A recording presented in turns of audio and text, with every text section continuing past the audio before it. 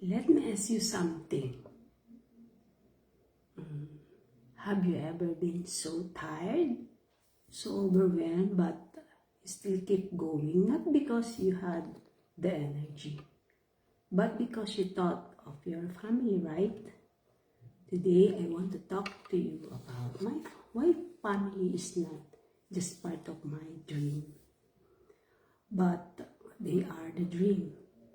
Most of us here are working moms, wives, parents. Pagod ka na sa work, kulang oras sa pamilya, gusto mo ng extra income, pero ayaw mong iwan ang trabaho mo. May guilt ka minsan, di ba? Am I doing enough? You want more for them, but you don't know where to start. And sometimes you ask yourself, worth it ba ang lahat ng pagod na ito? By the way, ako po si Rosalie, full-time dental assistant yung trabaho ko, but doing side hustle. Bakit? Deep inside, ito talaga ang gusto natin, di ba? More time with family, financial peace, not pressure. Holidays together, not overtime. Presence, not just provision. A future where you don't have to choose between work and family.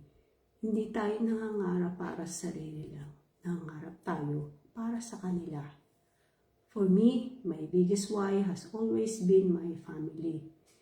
They are the reason I wake up early. They are the reason I keep showing up. They are the reason I choose to build something on the side. Something that doesn't steal time, but gives time back. Hindi ito hindi ito tungkol sa luxury. It's about peace of mind. It's about being present. It's about option or having options. Imagine this kind of life. You work but you're not exhausted all the time. You earn but you're not anxious about bills.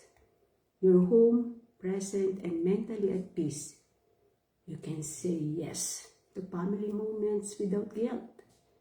You're doing income with purpose, not pressure. From survival mode to intentional living. From kailangan ko lang kumayod to I choose how I live. From wala akong choice to may options ako. And the most beautiful part, your children see you trying. They see you dreaming. They see you choosing growth. That's legacy. That's leadership. That's action. That's love in action. When days get hard, look at your family. They are not a distraction from your purpose. They are your purpose. Be grateful for them. Pray for them. Build for them. If family is your why, if you're doing this for them, comment family first or message me if you want to know how I'm building extra income without quitting my job.